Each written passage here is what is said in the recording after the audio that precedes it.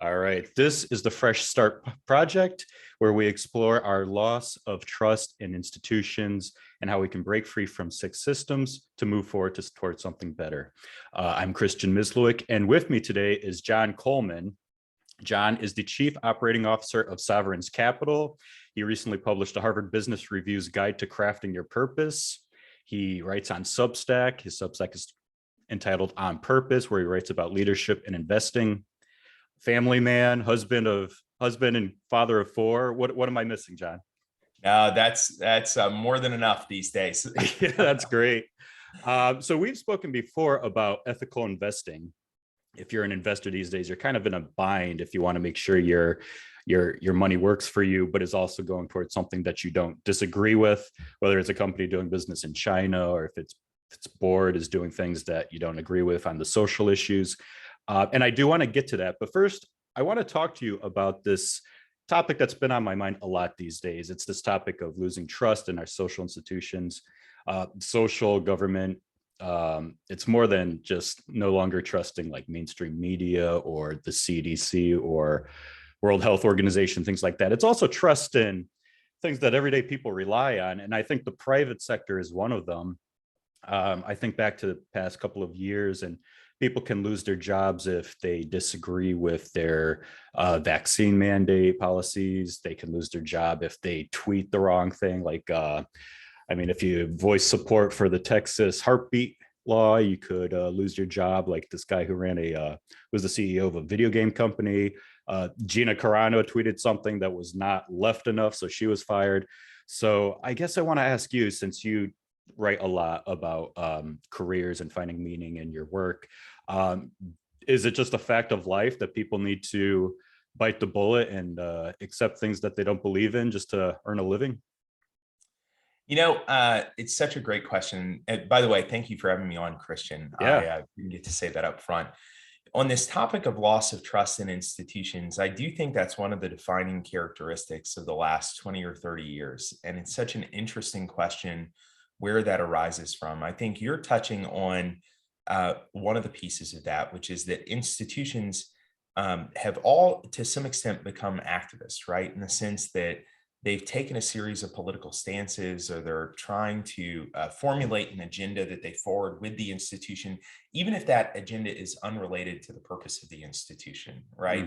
So we'd be accustomed to, if you went to a think tank like the American Enterprise Institute or Heritage Foundation, that they have a perspective and that they're going to discuss it. I think we're a little less accustomed to that historically from Johnson and Johnson or General Electric or major corporations. And there's been this move for institutions of all kinds to, I think, A, express opinions or forward agendas that are unrelated to their core missions. And then B, to, in some ways, think that they have to instruct people how to live, right? One of the things that, and sometimes mislead people in the service of trying to meet a broader goal that they feel that they understand. A great example of that to me at the beginning of the COVID pandemic was, I believe it's the World Health Institution that initially said, masks don't matter, right? And the evidence on that is relatively mixed now, but at the time, there was a firm belief in the scientific community that masks would certainly matter for a respiratory virus.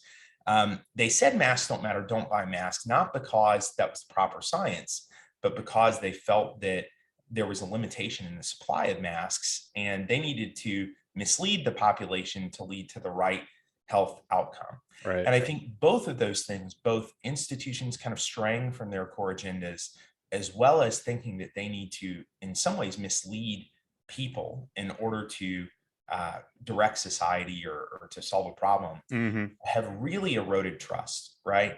And what you're touching on is particularly related to the unrelated agendas that institutions have now. I think there is a major fear, more so than I can remember in my lifetime at least, that if you stray from that stated institutional agenda in some way, that you put your own job at risk, right? We still have this idea of freedom of expression in the constitutional sense in the US, but we seem to be losing that as a cultural institution, right? And you hear that a lot. I mean, we all understand that Twitter or General Electric are not the government, right? And that they technically can get rid of people if they don't agree with what they're saying. But I think Yeah. we used to have a stronger culture of freedom of expression and the idea that we can live in a society of diverse opinion, in addition to the governmental restrictions on that. And that seems to have been eroded in many cases. Yeah, it's this idea that if you built this organization, you can do what you want with it. You can censor voices you don't like. You can fire people you don't like. How do you think we got to this? Like, why have businesses become, or organizations in general, become more activist than you remember in your lifetime? Yeah, I think part of it, gosh, it's, I haven't fully considered it. I think part of it is just the increasing transparency of institutions. So with the internet, with social media, it is increasingly possible to see what's happening in an institution, to put a spotlight on an institution or an individual, and to have all the information about what they're doing transparent. If this were 50 years ago, the ability of the average American to know what the CEO of General Electric or whatever corporation thought was very limited, right? It would be, if they ended up on the broadcast news, you would kind of know. Yeah. Now with Twitter, with the internet, I mean, any individual has access to almost every piece of information, and activist institutions have begun to leverage that transparency and abundance of information to try and shape and attack institutions, right? Which is forming the leaders of those institutions. And so I think that's point one, right? Which is, it's more possible than ever to leverage the information economy and the transparency of information to try and attack and shape institutions more so than in the past. The second thing I think is there is, to my knowledge, a real statistical difference in the ability, or I'm sorry, the willingness of people of different political opinions to attack these institutions. So if you look at the studies that I've seen, typically people with more progressive views are more willing to try and express their political views in a way that shapes their consumer behavior. So to either boycott things, to buy according to their values, to be activists within corporations or other cultural institutions, than people with more conservative views. So there are some great statistics on this I don't have handy, but there's a huge divergence in the willingness and ability of those two groups to try and express their opinions in these forums. And that's one of the reasons I think that many people perceive the corporate agendas, and I think it's true, to be drifting more towards progressive point of views, is because that group has been more aggressive in trying to shape the leadership of those institutions, right? And using their consumer behavior to do so. And so I don't know how that ends, honestly. I think that part of it, as I said, is this restoration of the idea of a cultural norm of freedom of expression, right?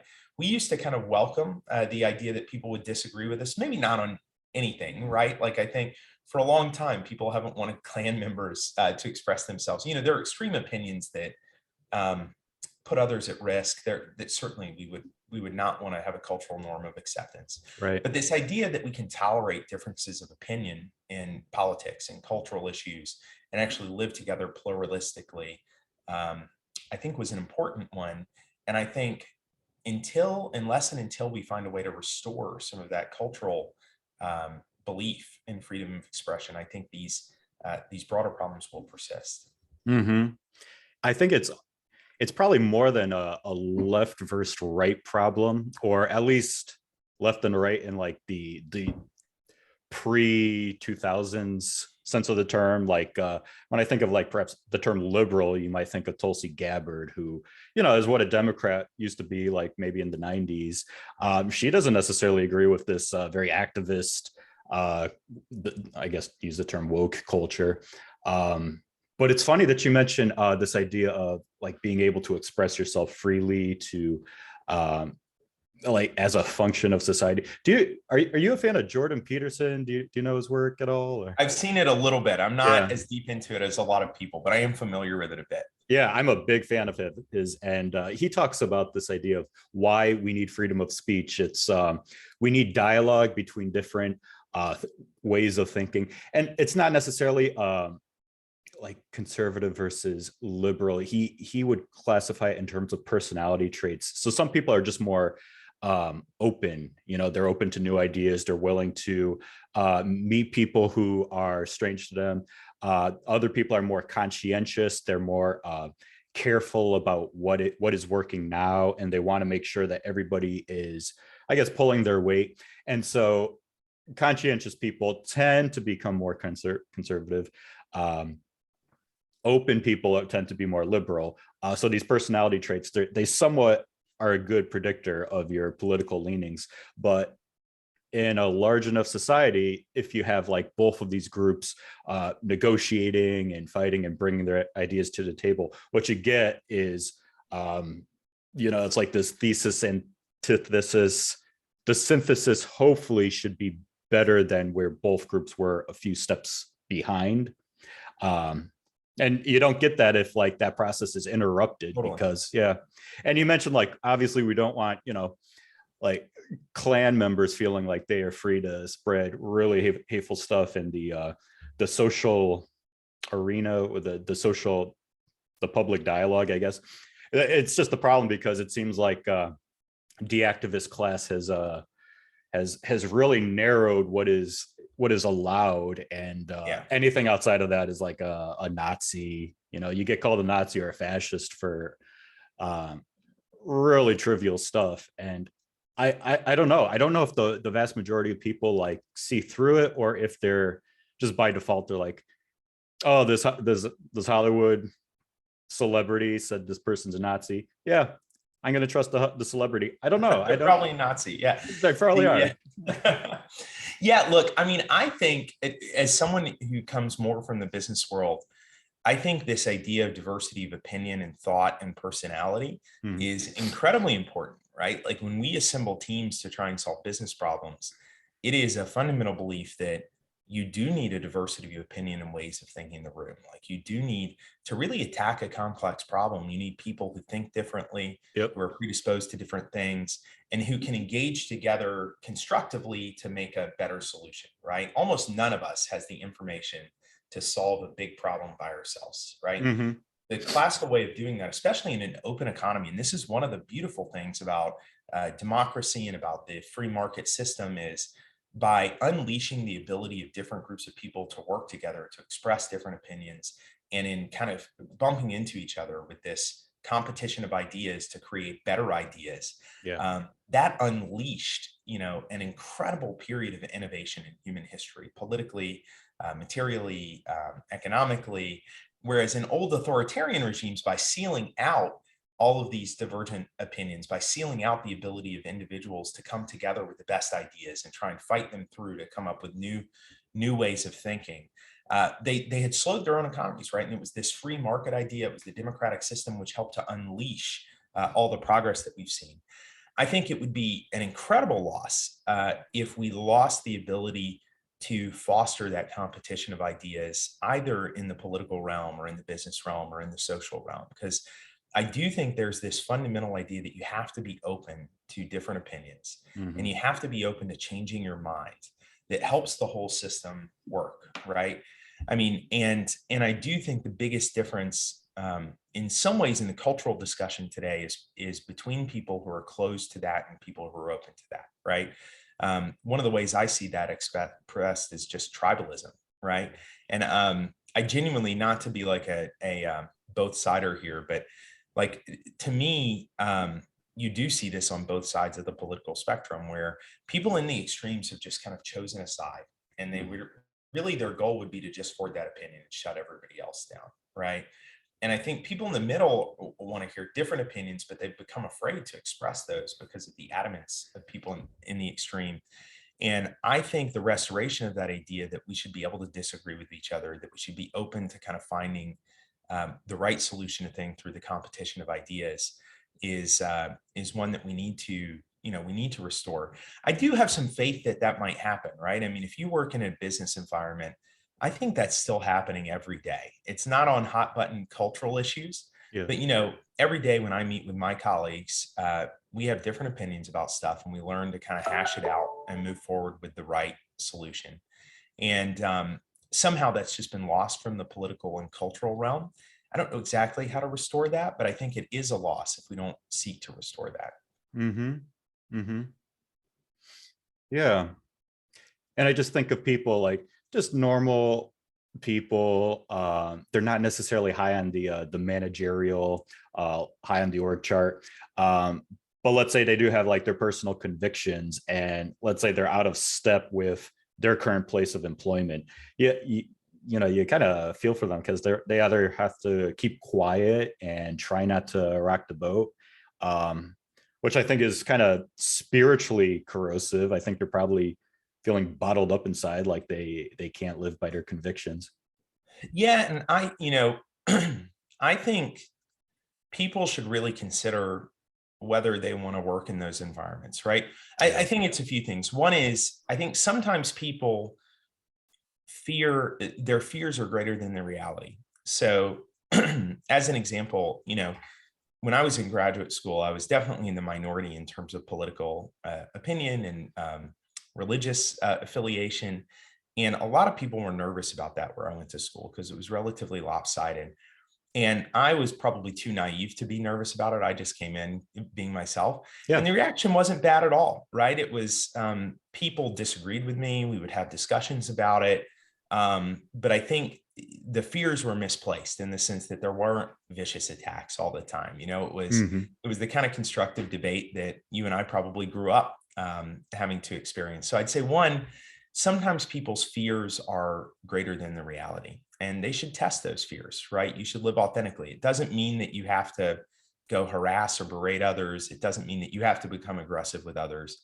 But I think if people just authentically represent who they are and what they believe, that they'd be surprised how receptive sometimes that people are to that and that their fears are misplaced. Hmm. The second is, if you genuinely work in an environment that's intolerant towards a diversity of views, and if you feel like you're not able to live authentically in that environment, it might be time to consider a change, right? And I Yeah. think that, look, I fundamentally believe that closed-minded organizations are also unhealthy organizations and that they're unlikely to be able to solve problems over time. Like once people fall into having to think a certain way in an organization, I think that's an unhealthy cultural behavior, right? Because it disallows innovation, it disallows the competition of ideas.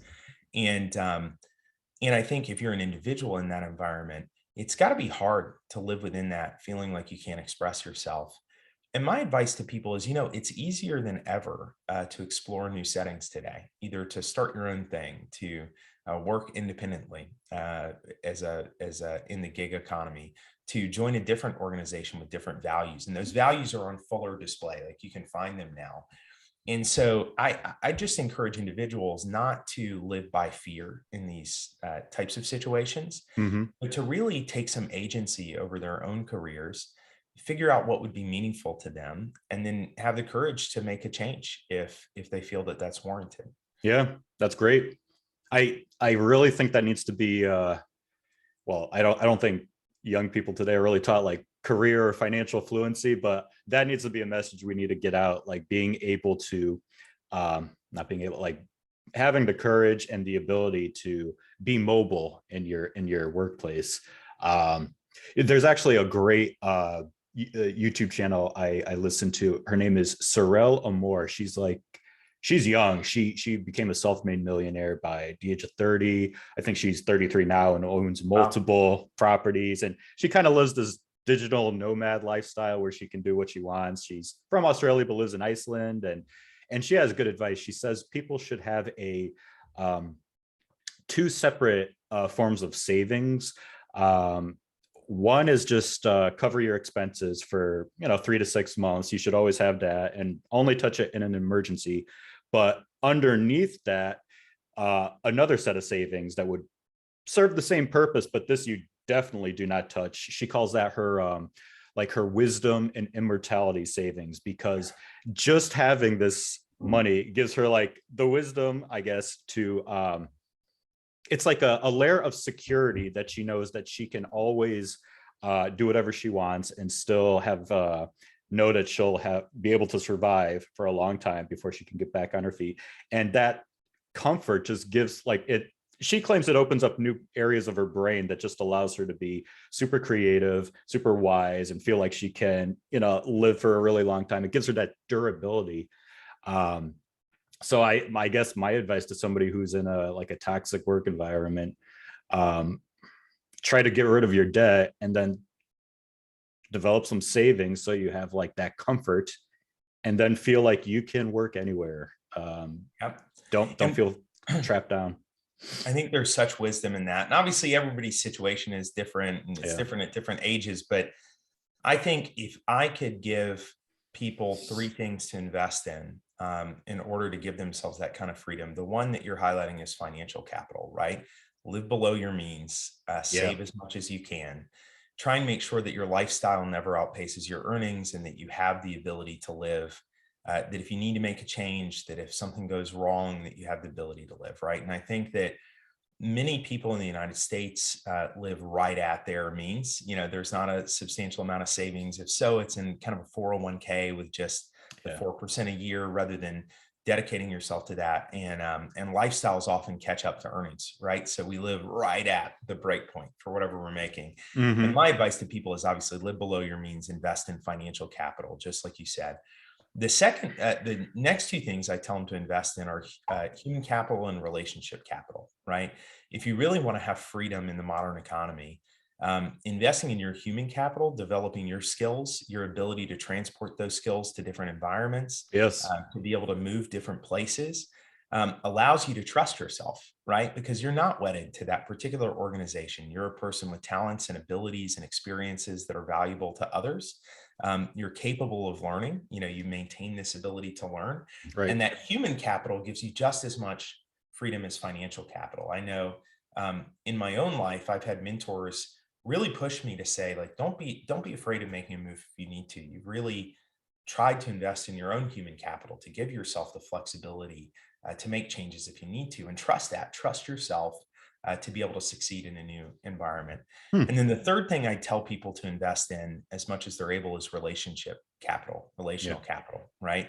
Because again, if you've got a great network of friends, acquaintances, colleagues who could help you navigate a change, who could help you navigate difficulty, whether that's, you've been terminated or laid off, or you've decided to make a change, that relationship, as much as your financial capital and your human capital, is going to give you the security that you can find another great environment, right? And so if I were trying to push folks today who are feeling uncomfortable in their work, who want to make sure they have optionality, really making sure they have a store of financial, human, and relational capital, gives them the flexibility and confidence to move if they need to. Yeah, that's something we kind of lack, I feel, in our American culture.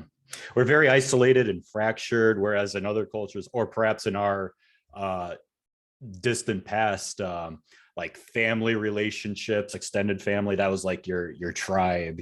I know we don't like the word tribal, but there's something comforting.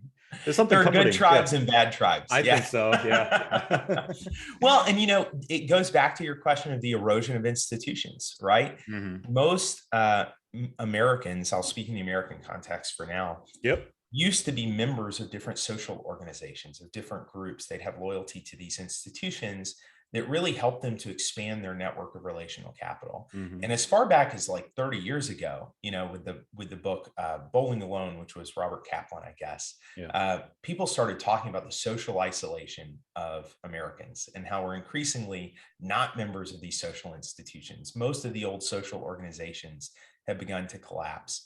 And particularly these days, where and particularly post-COVID, where many people have been stuck at home for a long time by themselves. Yes. It feels like our membership in these diverse institutions, whether they're social clubs or churches or even university alumni associations, et cetera, sporting leagues, right? Softball leagues or bowling leagues. Things like Kiwanis Club. VFW. Exactly. Yeah. And for some reason, we've just, our participation in these types of institutions has gone down. And that's really hurt our relational capital, right? Because we don't have as broad and diverse a set of friendships as we used to. And that social safety net of relationships is much more fragile and frail than it used to be. So what would you say is some good advice for somebody who's feeling isolated or like they don't have a lot of social capital? How can they start to build? Be a joiner and be loyal, right? Like one thing I see is, people have a lot of hobbies, but they're becoming more individualistic. I always think trying to do what you want to do socially in groups is better when you can. Yeah. And I encourage people to get out there, right? If you're religious, join a church, right, and get involved, or a synagogue, or whatever it may be. If you like sports, try and join a team somewhere and get Yeah. involved with a softball league or a bowling league or something like that. Don't just do it on your own. If you care about a social cause, really join in the work of a nonprofit, right? Don't just, go on Twitter and talk about the importance of public schools. Like, join an educational advocacy organization or a public school foundation in your local neighborhood, and Yeah. get to know people, get to meet people, right? And I think we've all become activists in our own spheres on social media, and we think of social media as a social institution, and those connections are just way too fragile to be real versus in real life Sure. connections. And so my push to young people in particular today is, or really any people, is be a joiner, be very open about trying to get plugged into 5 or 6 or 7 different social organizations in your life, where you're investing in others and they're investing in you. Hmm. Very cool.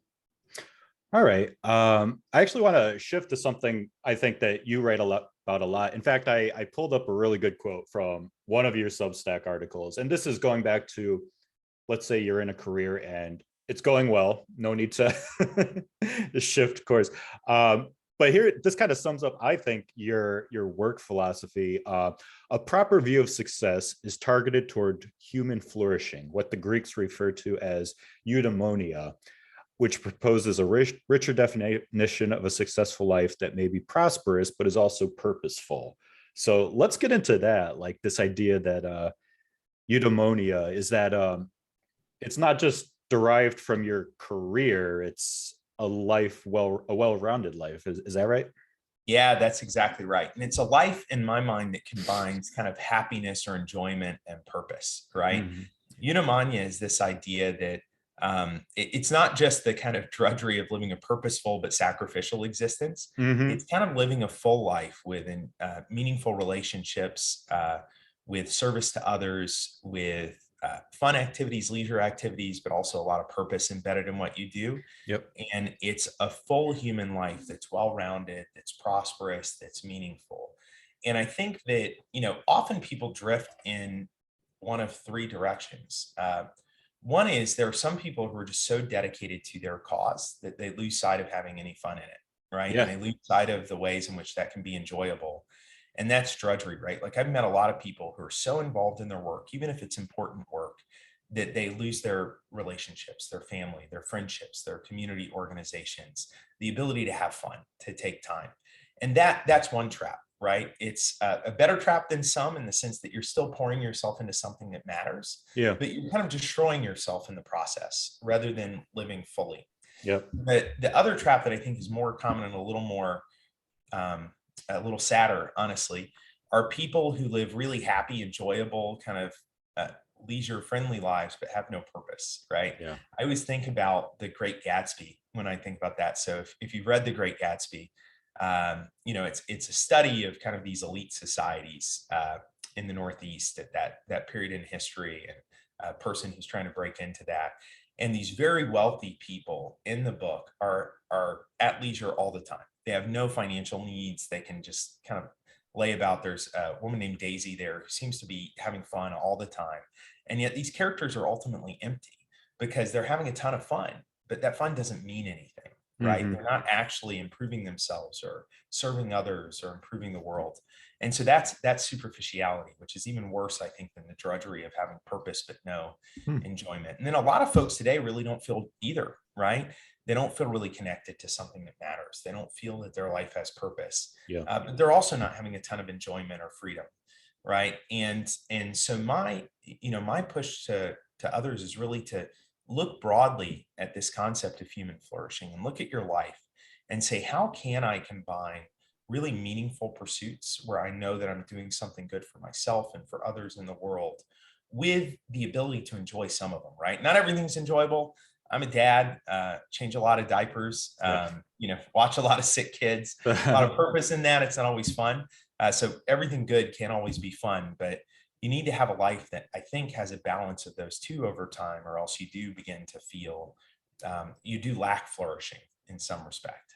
Hmm. That's great. And so in your book, I think this is something you get into in more detail about how people can do this throughout their career. Yeah, that's exactly right.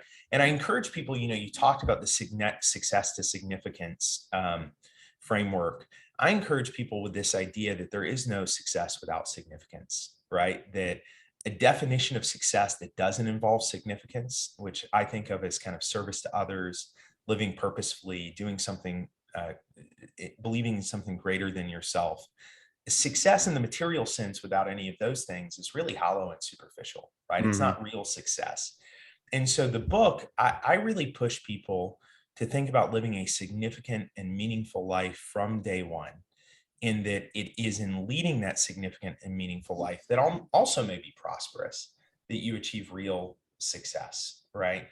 And we explored that a bunch. I mean, the book is called The HBR Guide to Crafting Your Purpose. And the idea is that we have the agency to make our lives more purposeful and meaningful. Mm-hmm. But it takes thoughtfulness, right? We have to shape our lives. We're in control of it, which is freeing, but we're responsible for it, which can feel a little intimidating. And I encourage people to throw off this false idea, for example, that they can just work and get rich for 20 years and then try and do some community service to redeem their lives. I think that false distinction between material success and then turning to significance, the second mountain, I think that's like a really destructive framework. I don't want everybody from the time they're 5 years old thinking about living a life that can be prosperous for sure, Uh-huh. but that from the beginning involves deep, meaningful relationships, service to others, belief in a transcendent set of values and something greater than yourself, and this dedication to self-improvement and improvement of the world around you. And I think that in doing that, you'll achieve a much fuller vision of success. Yeah. We're not really telling 5-year-olds to improve themselves these days, you know. It's Maybe, so well, you tell them to improve themselves. It's probably in a slightly more like modest way than you would tell a 30-year-old. I think that's right. But you do wonder like what kids are capable of. Like I'm in this mode right now where I want to like look beyond things as they are and see like what else is possible. And the one little thing that kind of got through my little world as I know it, somebody on Twitter, I think it was Mike Chernovich, who I follow, shared this video of, it was on a farm, and this little girl, she must have been like no older than 7. She was helping this like a goat give birth, and she's like pulling the kid, I think, is like out, and then like once it's completely birthed, she's like dragging this baby to the mother so that the mother Oh my can like gosh.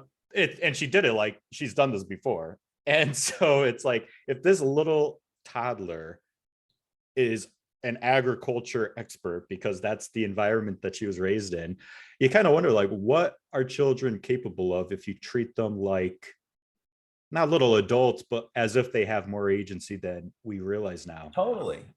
And start training them in the skills you want them to have as adults, right? They're Yeah. not adults, they're kids. Their brains aren't fully formed. They can't process everything. But, with our kids, we try and introduce the same principles we'd want to see in an adult at a 5 or 6 or 7-year-old level, right? Yeah. And so, in service to others, start in the house, right? We really encourage the kids to think about prioritizing their brothers and sisters over themselves, right? Yeah. Sharing, right? Going out of their way to do service to their brothers and sisters, or even to others. So my wife is particularly good at this. She's a much better human being than me and is much more conscientious.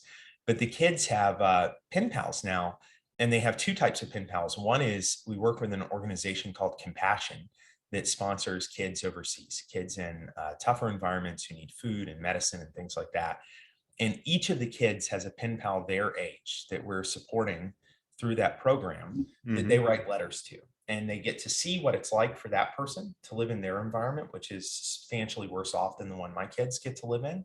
But they also build a relationship. Like, these kids are writing each other letters. We let the kids write in, as when they're old enough, write in their own handwriting. Yeah. They get to ask real questions of these other kids, and there's a correspondence.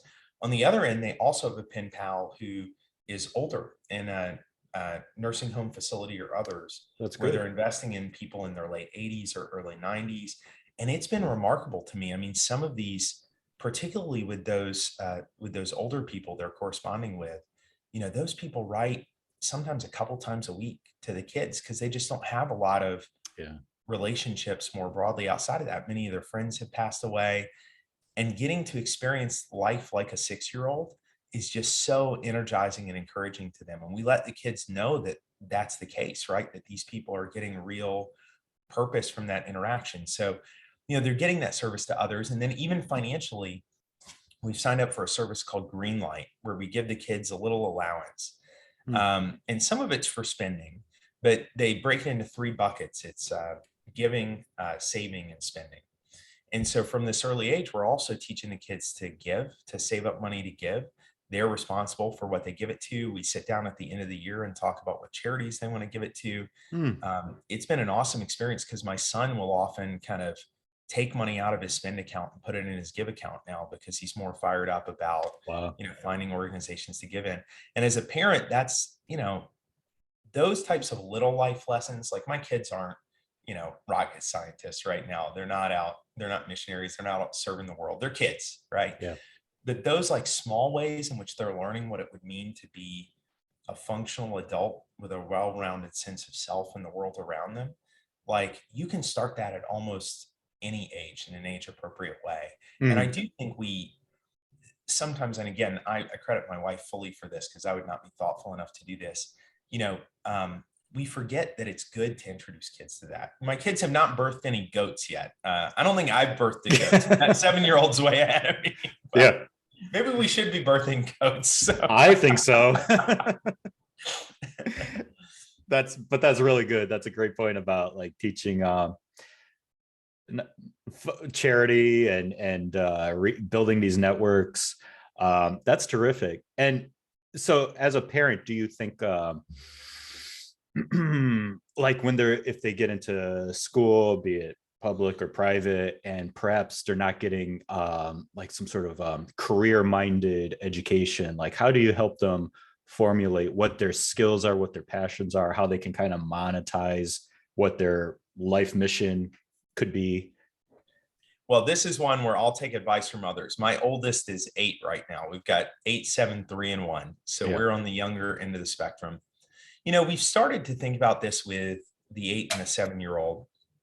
And, on one end, we're trying to teach them to explore the different things out there and learn what they're good at and what they enjoy. So with sports, for example, we're not forcing a sport on them. We want them basically to try out almost every sport. There are a couple we don't want them to try out, but they've sampled basketball and ice skating and tennis and other things, baseball. Mhm. And so we're trying to introduce them to it and just see what they gravitate towards, what they have the most fun time doing. And in the same way, we're introducing them to, other types of disciplines, art, dance, theater, math, science, Yeah. and accepting the idea that to get through school, they've got to be reasonably good at all of those things. But each kid is just wired differently, and they need to learn to Yes. explore their strengths and find out what they're passionate about and good at, and be good enough at everything, but really invest in those things that they can be super passionate about. Yep. And so that's on a kid level. They're not, I mean, these aren't jobs or anything like that. I mean, they're just learning to really build the types of functional skills you'd expect a kid to have. And then on the other side, we're trying to slowly introduce them to the realities of finance, right? Again, they're kids, so we still buy most of their stuff. They can't really do enough chores to earn real money. They have to clean up the kitchen and stuff Yep. like that, but they're too little right now. But our idea, like we just opened an account for my son, an investment account, and we put a little bit of money in there. My dad is a financial advisor who's nearing retirement, and so my son has set up an account with him. So my dad is being his financial advisor, and he gets to call him as a client. Oh, that's And great. we're teaching them about this, the stock market and investing and like the time value of money. And we hope that over time, those two things begin to come together where they get the realities of like earning a living and what that means, and of saving and of investing, but also get that there are ways in which you can explore what you're great at, what you're passionate about, and really construct a life that's prosperous and fulfilling at the same time. And so let's jump forward a little bit in the life cycle from like 8 to perhaps somebody who's already graduated, they're in their career, and maybe they're like well advanced in their working life, and they don't feel fulfilled, but they don't even know where to start to like pursue that eudaimonia. Yeah. What Where can they just begin to start? Because I think a lot of people, like, they just get overwhelmed by the idea, especially if they haven't been thinking about these things as thoroughly as, perhaps you and I have. Yeah. One thing I advocate is I think that most people, especially young people, hold a series of misconceptions about what it means to live a purposeful and flourishing life Mm-hmm. that I think you need to kind of break down. And then I think the second thing, so I'll come back to that, is to not let the perfect be the enemy of the good. What I see a lot of times is people just overwhelmed by this idea of, I don't know what I'm supposed to do. I don't know what would give me purpose. Yeah. I don't know what I'm great at. I don't know where to start. And so they don't start, right? Because it feels overwhelming. Yeah. And my point is like, just start. Any progress is better than no progress. And it's a process, right? It's not just a destination. It's a lifelong process. And so the best advice is to start. The the three myths that I think people have that I encourage them to get rid of. I started writing about purpose about a decade ago. And in my second book, which had purpose in the title, very first book event I went to, a college student, I was at the Coop at Harvard Square, a bookstore there. And a college student stood up and asked the like most obvious question for a book with purpose in the title. She asked, "How do I find my purpose, John?" And at the time, I was in my late 20s. I was like a pretty young guy.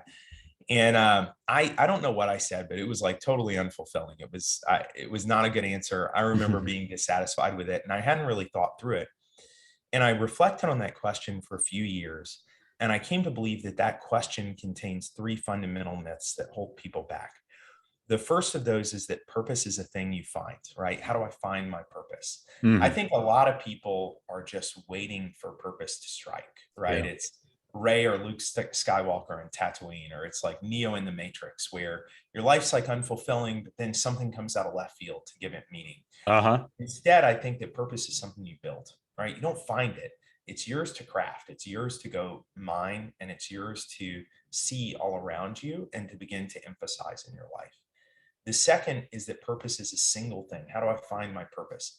I think a lot of younger people get paralyzed thinking that there's one thing that should give their lives meaning, right? Like I'll receive my calling like Neo in the Matrix. Like I will find this hero's journey to go on, and that Mm-hmm. will define my entire life. And that one thing will give me meaning. And I think that's like an incredibly unrealistic and dangerous concept. It's unrealistic because the truth is that purpose is plural. Like Christian, in your life and in my life, we are surrounded by sources of purpose. We just have to learn to see them and to accentuate them. That's our friendships, our family relationships. It's the different community service that we do. It's the service that we do in our work to colleagues, to our partners, to our clients. It's the way we improve ourselves. I mean, we could each sit down and do a catalog, which is one of the things I encourage people to do to get started, of these different sources of purpose in their life. And if you thought long enough and hard enough, there would be hundreds of them, right? It's just that you're not seeing them as sources of purpose and fulfillment. And so people feel empty despite being surrounded by these things that could give their life great meaning. And then the third myth that I think people have is that purpose is stable over time, that you find this one thing, it transforms your life. And instead, I tell people like, look, what you get fulfillment from is going to change all the time, right? Yes. It's different when you're in high school. It's different when you're in college. It's different when you go out into the workforce, when you start a family, when you retire. There are these transition points in your life where it just changes. Sometimes you switch, you get tired of a profession and you decide to go do something new. And that's the way life works. That's the way it's supposed to work, right? That we have these shifting sources of purpose over time. And so, the first piece of advice would be to like recognize these myths that we hold and break them down. And then the second is to get started. And we can dive into that a little more if you want, but that's kind of the basic framework that I tell people to use to get started. Mm-hmm. That's really helpful. And I think a lot of people are expecting their purpose or their calling to come externally. They're waiting for that knock on the door or whatever. That's right. Yeah. I think it also kind of has a lot to do with how people should really be shifting their worldview in light of, I don't know, like these large institutions losing our trust, because I think people assume that we are waiting for some established organization that already has the infrastructure in place to invite them in so that they can use what has already been built to find their purpose. Like, oh, I have this one skill, but the only way to monetize it is to be employed at this company or to get involved in this organization. If they have a inkling of interest, or if they feel like they can have a meaningful, if they can find that meaningful fulfillment going down one path that requires them to kind of really get involved and build it from the ground up, that's just beyond their interest, or they don't even consider doing that. So they're waiting for someone else and to offer them something like a larger organization or institution. And then that makes them susceptible to having to fall in line to whatever the beliefs are, whatever that organization's culture is, that may or may not actually jive with them. Well, and it also sets you up for disappointment or devastation if things fall apart with that institution. Like, let's say you join a company because you think that company's mission is really impressive, right? Or let's say you join a church because you're really inspired by the pastor, right? There are two problems with that. One, if you join that company because you're inspired by them and you invest your entire sense of meaning in working towards the vision of that company, even though it may be good and that may be a good thing, I think we should join companies with missions, and we should do work that we think is meaningful, right? So I 100% think that's true. But if all of your meaning comes from that company, if you've invested everything in their corporate purpose and you've lost your own sense of purpose or identity, then if you get fired, if it doesn't work out, you lose everything, right? Everything was single threaded. And there's a fear, like you said, that comes from that can force you to fall in line if things go wrong. They can force you to live with anxiety because you've invested so much of your identity in the mission of that company that you're dependent on the mission of that company, right?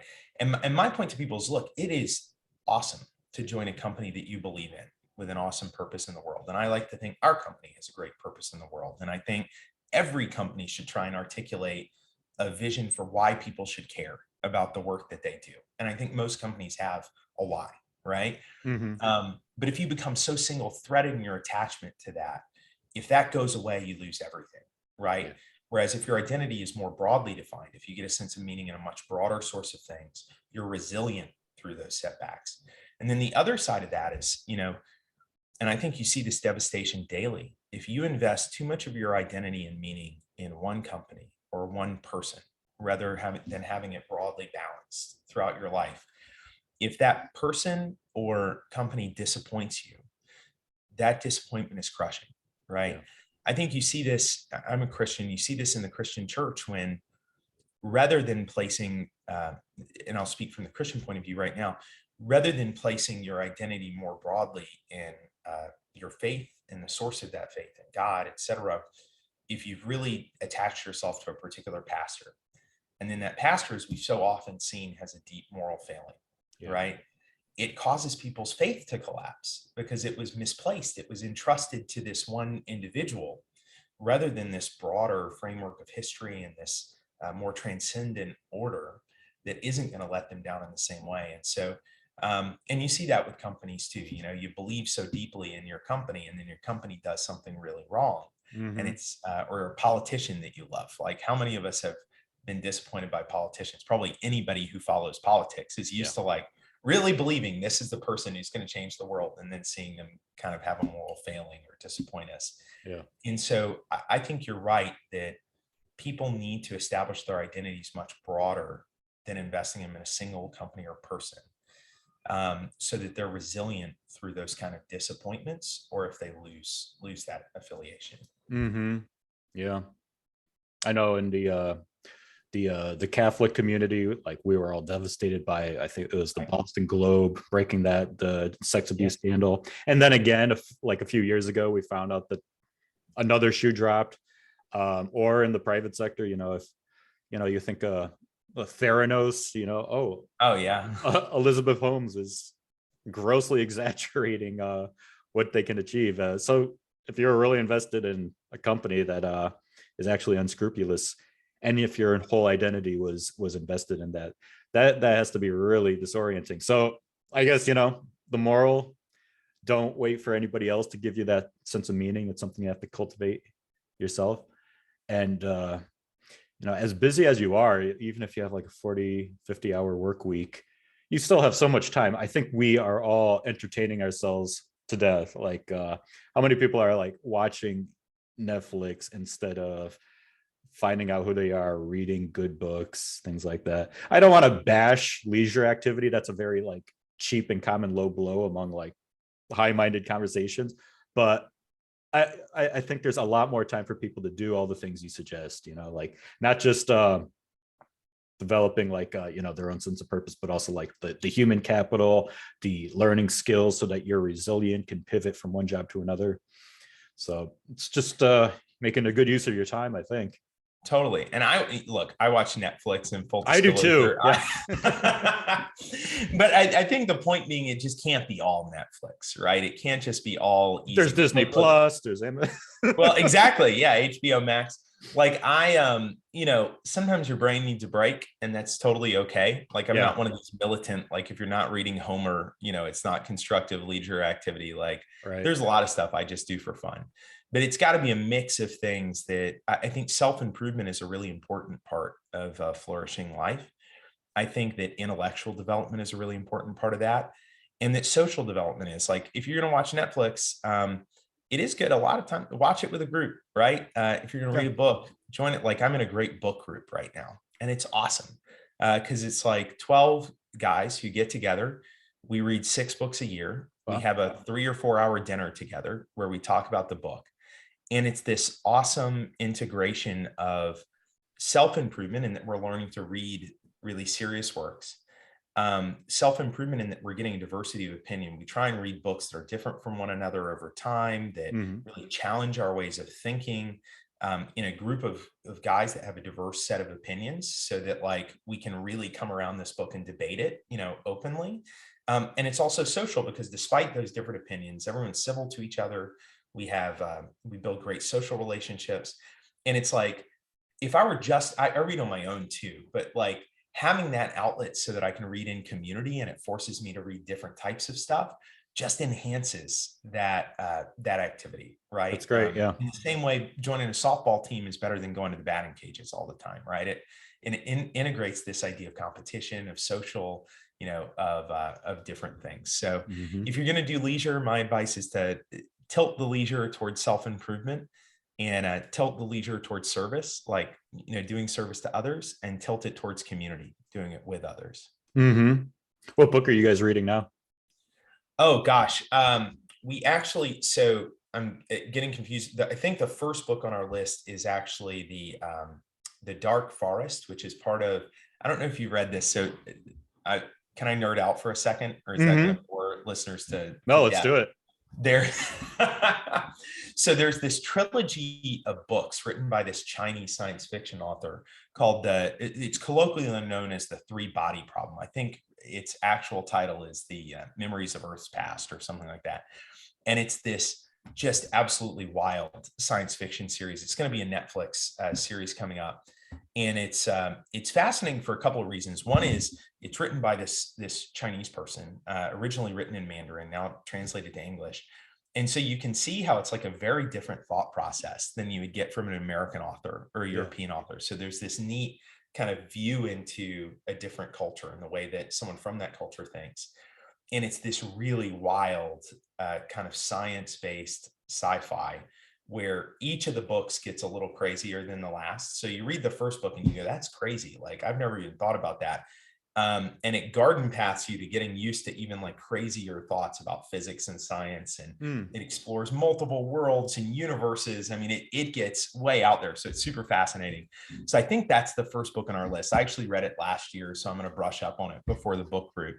Black Forest?